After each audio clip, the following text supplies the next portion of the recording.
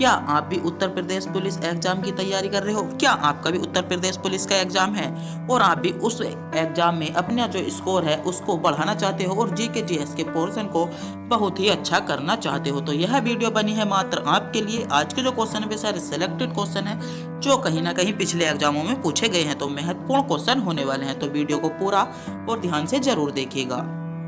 तो बिना टाइम गवाए करते हैं वीडियो को स्टार्ट। अगर आप भी इससे पहले हमारे चैनल पर नए हो तो चैनल को सब्सक्राइब और वीडियो को लाइक जरूर कर दीजिएगा। तो आपका पहला क्वेश्चन है, बहुत इंपॉर्टेंट क्वेश्चन होने वाला है। उत्तर प्रदेश पुलिस का मुख्यालय कहाँ स्थित है? उत्तर प्रदेश पुलिस का मुख्यालय कहाँ पर स्थित है? ऑप्शन है ए बरेली में, बी प्रयागराज में, सी नोएडा में या मेरठ में। तो उत्तर प्रदेश पुलिस का मुख्यालय आपका कहाँ पर स्थित है?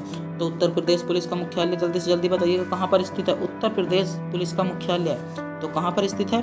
प्रयागराज।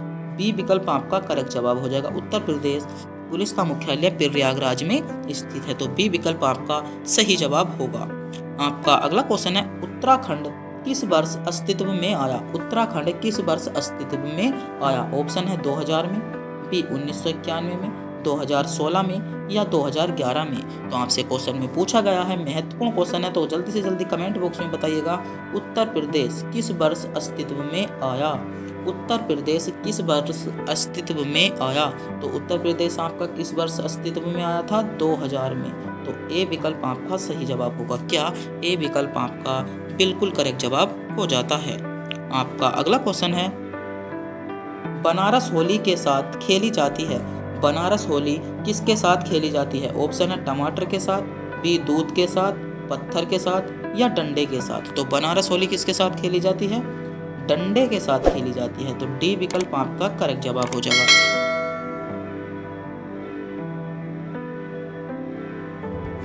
आपका अगला क्वेश्चन है, दक्षिण भारत की सबसे लंबी नदी कौन सी है? बहुत ज्यादा क्वेश्चन पूछा जाता है, दक्षिण भारत की सबसे लंबी नदी। आपके ऑप्शन है ए गंगा नदी, बी कावेरी नदी, सी कृष्णा नदी या गोदावरी नदी। तो दक्षिण भारत की सबसे लंबी नदी, दक्षिण भारत की सबसे लंबी नदी कौन सी है? आपका सही जवाब हो जाता है गोदावरी नदी दक्षिण भारत की सबसे लंबी नदी है। कौन सी नदी? गोदावरी नदी दक्षिण भारत की सबसे लंबी नदी है, तो डी विकल्प आपका सही जवाब हो जाएगा। आपका अगला क्वेश्चन है, राष्ट्रपति के त्याग पत्र की सूचना उपराष्ट्रपति किसको देता है? जो राष्ट्रपति त्याग पत्र की सूचना उपराष्ट्रपति किसको देता है? ऑप्शन है ए प्रधानमंत्री को, जनरल को, लोकसभा अध्यक्ष को या इनमें से कोई नहीं। बहुत ज्यादा क्वेश्चन पूछा जाता है और महत्वपूर्ण क्वेश्चन आपका सभी वनडे एग्जाम के लिए कि राष्ट्रपति त्याग पत्र की सूचना उपराष्ट्रपति किसको देता है? जो राष्ट्रपति की जो त्याग पत्र होता है उसकी जो उपराष्ट्रपति सूचना देता है किसको देता है? तो किसको देता है? लोकसभा अध्यक्ष को देता है। किसे देता है? लोकसभा अध्यक्ष। सी विकल्प आपका सही जवाब होगा। आपका अगला क्वेश्चन है, किस वायसराय को भारतीय रेलवे का जनक कहा जाता है? महत्वपूर्ण क्वेश्चन है कि किस वायसराय को भारतीय रेलवे का जनक कहा जाता है? ऑप्शन है ए लॉर्ड डिफन को, लॉर्ड डलहौजी को, लॉर्ड हर्डिंग को या उपयुक्त में से कोई नहीं। तो किसको कहा जाता है? भारतीय रेलवे का जनक किसे कहा जाता है? तो लॉर्ड डलहौजी आपका सही जवाब हो जाएगा। लॉर्ड डलहौजी को भारतीय रेलवे का जनक कहा जाता है। आपका अगला क्वेश्चन है, निम्नलिखित में से कौन सी चिली की मुद्रा है? निम्नलिखित में से कौन सी चिली की मुद्रा है? तो आपको बताना होगा निम्नलिखित में से चिली की मुद्रा कौन सी है। आपके ऑप्शन है ए पेसो, बी यूरो, सी डॉलर या पाउंड। तो चिली की मुद्रा कौन सी है? तो ए विकल्प आपका सही जवाब हो जाता है। पेसो जो है आपकी चिली की मुद्रा है। कौन सी? पेसो आपका सही जवाब होगा। आपका अगला क्वेश्चन है, लखनऊ से 1857 के विद्रोह का नेतृत्व किसने किया था? जो लखनऊ से 1857 का जो विद्रोह हुआ था उसका नेतृत्व किसने किया था? ऑप्शन है ए तात्या टोपे ने, रानी लक्ष्मीबाई ने, नाना साहब ने या बेगम हजरत महल ने। तो लखनऊ से 1857 के विद्रोह का नेतृत्व किसने किया था? तो इस क्वेश्चन का जवाब जानने से पहले अगर आप भी हमारे चैनल पर नए हो तो चैनल को सब्सक्राइब और वीडियो को लाइक जरूर कर दीजिएगा। तो आपका इसका सही जवाब क्या हो जाता है? आपका इसका करेक्ट जवाब हो जाता है बेगम हजरत महल ने। जो 1857 का विद्रोह हुआ था और उसमें लखनऊ से जो नेतृत्व किया था वह किसने किया था? बेगम हजरत महल आपका सही जवाब होगा। आपका वह इथोसोफिल सोसाइटी की स्थापना करने वाले प्रसिद्ध नेता कौन है? ऑप्शन है ए स्वामी विवेकानंद, बी सैयद अहमद खान, HP बाला तिस्की या आत्मराय पांडुरंग। तो कौन है? तो आपका सही जवाब क्या हो जाता है? जल्दी से जल्दी बताइएगा। तो इसमें आपका सही जवाब क्या हो जाएगा? HP बालवा तिस्की। कौन? सी विकल्प आपका सही जवाब हो जाएगा। HP बालवा तिस्की आपका करेक्ट जवाब हो जाता है। आपका अगला क्वेश्चन है क्वांटम थ्योरी ऑफ रेडियंस का आविष्कार किसने किया? क्वांटम थ्योरी ऑफ जो रेडियंस है आपका, उसका आविष्कार किसने किया था? तो जल्दी किसने किया था इसका आविष्कार? प्लैंक ने किया था। किसने? प्लैंक ने किया था। तो बी विकल्प सही विकल्प आपका है। आपका अगला क्वेश्चन है विश्व का सबसे बड़ा पठार कौन सा है? विश्व का सबसे बड़ा पठार मैक्सिको का पठार, दक्कन का पठार, अरब का पठार या तिब्बतीय पठार? तो विश्व का सबसे बड़ा पठार कौन सा है? विश्व का सबसे बड़ा पठार आपका सही जवाब क्या हो जाएगा? विश्व का आपका सबसे बड़ा पठार कौन सा है? तिब्बती पठार विश्व का सबसे बड़ा पठार है। क्या? डी विकल्प आपका सही जवाब हो जाएगा। तिब्बतीय पठार विश्व का सबसे बड़ा पठार आपका हो जाएगा। आपका अगला क्वेश्चन है निम्नलिखित तत्वों में से कौन सा तत्व हवा में एक प्रमुख अनुपात में मौजूद है? आपको क्वेश्चन में से पूछा गया है कि वायु में जो एक अनुपात में स्थित है वह कौन सा तत्व है? ऑप्शन है oxygen, B nitrogen, carbon dioxide या आर्गन। तो कौन सा तत्व हो जाएगा आपका? कौन सा तत्व हो जाता है? नाइट्रोजन। क्या? नाइट्रोजन आपका तत्व हो जाता है। बी विकल्प आपका बिल्कुल करेक्ट जवाब होगा। आपका अगला क्वेश्चन है निम्नलिखित में से किस देश की राजधानी बैंकॉक है और यह रबर के लिए प्रमुख उत्पादन है? आपसे क्वेश्चन में पूछा जा सकता है ये रबर के लिए उत्पादक जो कौन सा देश है और उसकी राजधानी क्या है? बैंकॉक। तो पहले बैंकॉक पर हम ध्यान करते हैं। बैंकॉक किसकी राजधानी है? थाईलैंड की, चीन की, ब्राजील की या घना की? तो आपकी जो बैंकॉक किसकी राजधानी है? तो थाईलैंड की है। और आपसे क्वेश्चन में पूछा जा सकता है रबर का उत्पादन सर्वाधिक किस देश में होता है? तो रबर का जो उत्पादन होता है वह सर्वाधिक किस में होता है? थाईलैंड में होता है। और कहाँ पर होता है? बैंकॉक में होता है। कहाँ पर होता है? बैंकॉक में होता है। आपका क्वेश्चन था बैंकॉक किसकी राजधानी है? तो बैंकॉक आपकी थाईलैंड की राजधानी है। तो ए विकल्प आपका सही जवाब होगा। आपका अगला क्वेश्चन है चट्टान के उत्तल को क्या कहा जाता है? जो चट्टान में उत्तल होते हैं उनको क्या कहा जाता है? तो जल्दी से जल्दी बताइएगा उनको क्या कहा जाता है? तो उनको क्या कहा जाता है? एंटी लाइन कहा जाता है। सी विकल्प आपका सही जवाब हो जाएगा। उनको क्या कहा जाता है? एंटी लाइन कहा जाता है। आपका अगला क्वेश्चन है सतलुज नदी का ऋग्वेदिक नाम है या सतलुज नदी का जो प्राचीन नाम है वह क्या है? सरस्वती, कुंभा, सिंधु या सतुद्री? तो आपको बताना होगा सतलुज नदी का ऋग्वेदिक नाम। सतलुज नदी का ऋग्वेदिक नाम क्या है? सतुद्री है। कौन सा? सतुद्री। डी विकल्प आपका सही जवाब होगा। क्या? डी विकल्प आपका बिल्कुल करेक्ट जवाब हो जाता है। आपका अगला क्वेश्चन है इटली की राजधानी रोम निम्नलिखित में से किस नदी के तट पर स्थित है? तो जो इटली की राजधानी है वह निम्नलिखित में से किस नदी पर स्थित है? तो किस नदी पर स्थित है? तो तीबर नदी पर। आपसे क्वेश्चन में क्या पूछा जा सकता है? इटली की राजधानी पूछी जा सकती है आपको। तो इटली की आपकी राजधानी क्या है? इटली की आपकी राजधानी है रोम। और कौन सी नदी पर स्थित है यह? कौन सी नदी पर स्थित है? तीबर नदी पर। कौन सी नदी पर स्थित है? तीबर नदी पर स्थित है। तो बी विकल्प आपका सही जवाब हो जाएगा। आपका अगला क्वेश्चन है ऑप्टिकल फाइबर किसका सिद्धांत पर काम करता है? विकास विवर्तन के, विकास अपवर्तन के, पूर्णांतरिक परावर्तन या उपरोक्त में से कोई नहीं? तो आपका सही जवाब क्या हो जाता है? पूर्णांतरिक परिवर्तन आपका करेक्ट जवाब हो।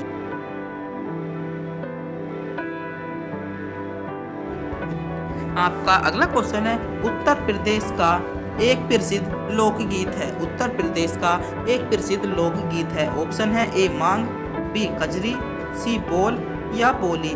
तो उत्तर प्रदेश का जो एक प्रसिद्ध लोकगीत है वह कौन सा है? तो उत्तर प्रदेश का जो एक प्रसिद्ध लोकगीत है वह कौन सा है? तो कजरी आपका सही जवाब हो जाएगा। क्या बी विकल्प आपका सही जवाब हो जाता है? उत्तर प्रदेश का एक लोकगीत कजरी है। तो बी विकल्प आपका बिल्कुल करेक्ट जवाब होगा। आपका अगला क्वेश्चन है, नीला शहर तथा सूर्य नगरी किस शहर को कहा जाता है? आपसे क्वेश्चन में पूछा गया है, नीला शहर तथा सूर्य नगरी किस शहर को कहा जाता है? ऑप्शन है ए कटक को, बी हैदराबाद को, जोधपुर को या भुवनेश्वर को। तो नीला शहर या आपसे क्वेश्चन में पूछा गया है, नीला शहर या स्वर्ण नगरी किस शहर को कहा जाता है? किस शहर को कहा जाता है? तो आपका सही जवाब हो जाता है जोधपुर को नीला शहर या स्वर्ण नगरी के नाम से जानते हैं। तो सी विकल्प आपका बिल्कुल सही जवाब होगा। आपका अगला क्वेश्चन है, सरदार सरोवर नदी घाटी परियोजना किस नदी पर स्थित है? ऑप्शन है ए नर्मदा नदी पर, बी ताप्ती नदी पर, सी यमुना नदी पर या गोदावरी नदी पर। बहुत ज़्यादा क्वेश्चन पूछा जाता है। आपसे क्वेश्चन में पूछा गया है, सरदार सरोवर जो नदी घाटी परियोजना है, जो आपकी नदी घाटी परियोजना है सरदार सरोवर, वह किस नदी पर स्थित है? वह किस नदी पर स्थित है? तो आपका सही जवाब क्या हो जाता है? कौन सी नदी पर स्थित है? आपका करेक्ट जवाब क्या हो जाता है? जल्दी से जल्दी बताइएगा। नर्मदा नदी ए विकल्प आपका सही जवाब हो जाएगा। जो आपका सरदार सरोवर नदी है वह कौन सी नदी पर स्थित है? नर्मदा नदी पर है। तो ए विकल्प आपका बिल्कुल करेक्ट जवाब हो जाता है।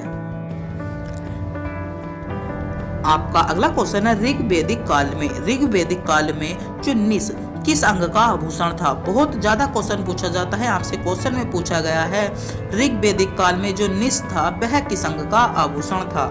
ऑप्शन है ए गले का आभूषण था, बी कान का आभूषण था, सी कमर का आभूषण था या पैर का आभूषण था। ऋग्वेदिक काल में निश किसका आभूषण था? तो किसका आभूषण था?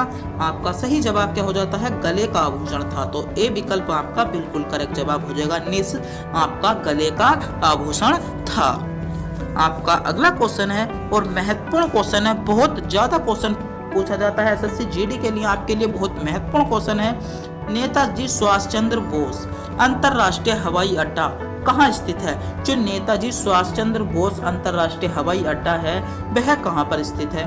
ऑप्शन है इंदौर मध्य प्रदेश में, बी जयपुर राजस्थान में, सी श्रीनगर जम्मू कश्मीर में या कोलकाता पश्चिम बंगाल में। नेताजी सुभाष चंद्र बोस हवाई अड्डा, आपसे क्वेश्चन में पूछा गया है, नेताजी सुभाष चंद्र बोस हवाई अड्डा कहाँ पर स्थित है? तो आपका सही जवाब क्या हो जाता है? नेताजी सुभाष चंद्र बोस हवाई अड्डा आपका कोलकाता पश्चिम बंगाल में स्थित है। कहाँ पर? नेताजी सुभाष चंद्र बोस आपका हवाई अड्डा कोलकाता पश्चिम बंगाल। डी विकल्प आपका बिल्कुल करेक्ट जवाब होगा। आपका अगला क्वेश्चन है, भारत में हरित क्रांति की शुरुआत कब हुई थी? महत्वपूर्ण क्वेश्चन है, भारत में हरित क्रांति की शुरुआत कब हुई थी? ऑप्शन है 1962 से 1963, 1996 1997, 1979 से 80, 1970 से 71। हरित क्रांति की शुरुआत, भारत में हरित क्रांति की शुरुआत, भारत में जो हरित क्रांति की शुरुआत हुई थी वह कब हुई थी? तो आपका सही जवाब क्या हो जाता है? भारत में हरित क्रांति की शुरुआत 66 से कितना 67 तक, 66 से 67, 1920 विकल्प आपका करेक्ट जवाब होगा। आपका अगला क्वेश्चन है, इनमें से कितने अंतराल के बाद NHD रेडिएक्स दोहराया जाता है? ऑप्शन है प्रति वर्ष या 6 महीने बाद, 4 महीने बाद या 2 महीने बाद। तो आपका इसका सही जवाब क्या हो जाता है? 6 महीने। बी विकल्प आपका करेक्ट जवाब हो जाएगा। इकोनॉमी से क्वेश्चन पूछा गया है आपका, ये बहुत महत्वपूर्ण क्वेश्चन है। 6 महीने इसका आपका करेक्ट जवाब हो जाता है। आपका अगला क्वेश्चन है और बहुत महत्वपूर्ण क्वेश्चन है, इस क्वेश्चन को मैं 3 स्टार दूंगा। यह क्वेश्चन आपका एसएससी जीडी के लिए बहुत महत्वपूर्ण क्वेश्चन होने वाला है। रेगुर मिट्टी का दूसरा नाम क्या है? ऑप्शन है ए ऊसर मिट्टी, बी काली मिट्टी, मिश्रित लाल पीली मिट्टी या काली मिट्टी। रेगुर मिट्टी, रेगुर मिट्टी किस नाम से जानी जाती है? किस इसका दूसरा नाम क्या है? दूसरा नाम क्या है इसका? आपका सही जवाब हो जाता है काली मिट्टी। क्या? डी विकल्प आपका करेक्ट जवाब हो जाएगा। इसे दूसरे नाम से काली मिट्टी के नाम से भी जाना जाता है। आपका अगला क्वेश्चन है राजघाट किस व्यक्ति का समाधि स्थल है? महत्वपूर्ण क्वेश्चन है। राजघाट किस व्यक्ति का समाधि स्थल है? ऑप्शन है ए लाल बहादुर शास्त्री का, बी इंदिरा गांधी का, सी पंडित जवाहरलाल नेहरू का, या महात्मा गांधी का। राजघाट किस व्यक्ति का समाधि स्थल है? जो आपका राजघाट समाधि स्थल है वह किस व्यक्ति का समाधि स्थल है? तो आपका सही जवाब क्या हो जाता है? जल्दी से जल्दी कमेंट बॉक्स में बताइएगा। राजघाट किस व्यक्ति का समाधि स्थल है? तो आपका सही जवाब क्या हो जाएगा? महात्मा गांधी आपका करेक्ट जवाब हो जाता है। महात्मा गांधी का राजघाट समाधि स्थल है। तो डी विकल्प आपका करेक्ट जवाब होगा। आपका अगला क्वेश्चन है मगध के आजाद शत्रु का सदैव किस गणराज्य से संबंधित था? जो मगध के आजाद शत्रु थे उसका जो संबंध था वह किस गणराज्य से था? ऑप्शन है ए वैशाली गणराज्य से, बी कपिलवस्तु गणराज्य से, या दोनों के साथ, या किसी के भी साथ नहीं। महत्वपूर्ण क्वेश्चन है कि आजाद शत्रु जो आजाद शत्रु थे मगध के उनका जो संबंध था वह कौन से गणराज्य से था? तो कौन से गणराज्य से था? तो वैशाली गणराज्य आपका सही जवाब हो जाएगा। क्या? ए विकल्प आपका करेक्ट जवाब हो जाता। जो मगध के आजाद शत्रु थे जो उनका जो संबंध था वह किससे था? तो वैशाली गणराज्य है। ए विकल्प आपका बिल्कुल करेक्ट जवाब होगा। आपका अगला क्वेश्चन है किसका काल मुगल वास्तुकला का स्वर्ण काल कहा जाता है? महत्वपूर्ण क्वेश्चन है। इस क्वेश्चन को भी मैं 3 स्टार दूंगा। क्या आपके लिए बहुत महत्वपूर्ण क्वेश्चन है। यह क्वेश्चन आपसे पूछा जा सकता है कि किस मुगल काल का, किस व्यक्ति के मुगल काल जो काल था, जो किस ऐसा कौन सा शासक था जिसके वास्तुकला का स्वर्ण काल कहा जाता है? ऑप्शन है ए अकबर को, बी जहांगीर को, सी शाहजहां को, या औरंगजेब के काल को। तो किसके काल को कहा जाता है? महत्वपूर्ण क्वेश्चन है। जल्दी से जल्दी बताइएगा किसके काल को कहा जाता है? तो शाहजहां के काल को स्वर्ण काल के नाम से भी जाना जाता है। तो सी विकल्प आपका बिल्कुल करेक्ट जवाब होगा।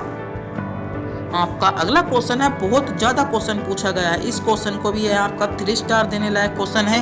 यह क्वेश्चन दिल्ली पुलिस में लगभग 6 से 7 बार पूछा गया है। 6 से 7 बार दिल्ली पुलिस में पूछा गया है। यह क्वेश्चन अलग अलग शिफ्टों में क्या 6 से 7 बार क्वेश्चन पूछा गया है।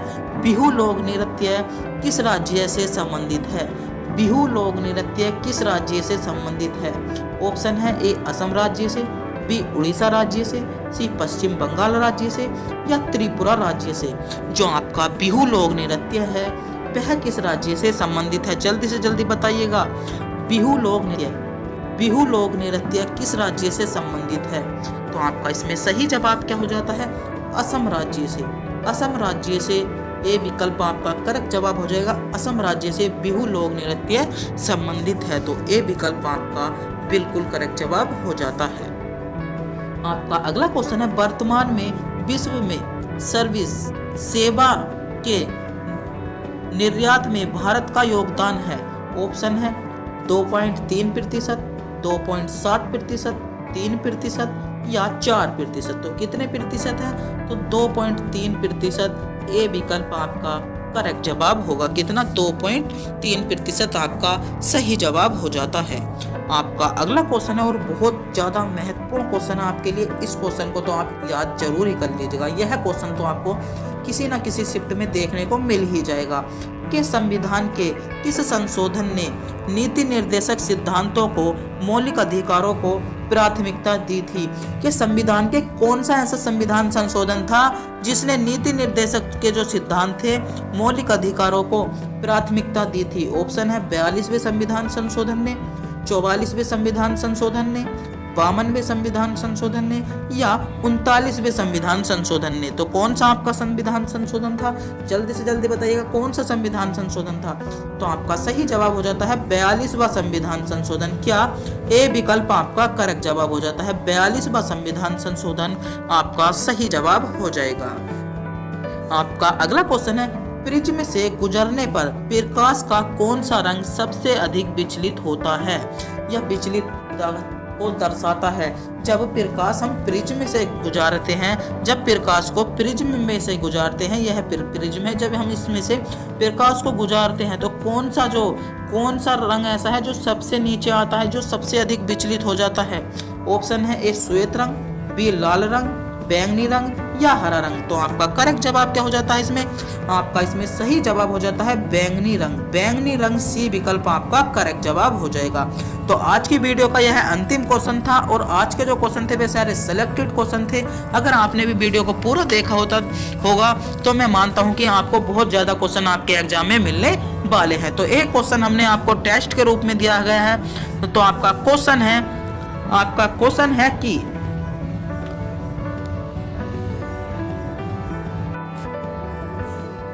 भारत की सबसे लंबी नदी कौन सी है? आपको क्वेश्चन के रूप में दिया गया है कि भारत की सबसे बड़ी नदी का नाम बताइए। भारत की जो सबसे लंबी नदी है वह कौन सी नदी है? तो इस क्वेश्चन का जवाब अगर आप भी जानते हैं तो कमेंट बॉक्स में बताना ना भूलें। और अभी तक हमारे चैनल को सब्सक्राइब नहीं किया, चैनल को सब्सक्राइब और वीडियो को भी लाइक जरूर कर दीजिएगा। तो तब तक के लिए मिलते हैं अगली